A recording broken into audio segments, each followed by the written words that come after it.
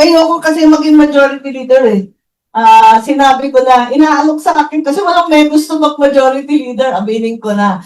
Matrabaho at ang hirap-hirap, lalo na ngayon na maiinit ang ulo ng mga tao.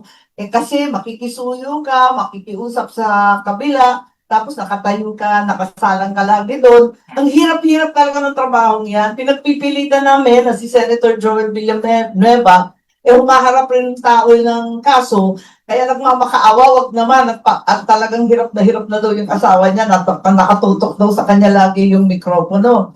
Eh ako naman, sabi ko, alam naman ninyo, hindi ako pwede, mainit ang ulo ko.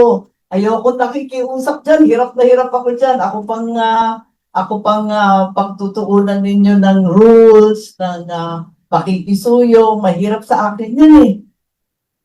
So, Pero sino sa na po, Sen? ngayon, Sino?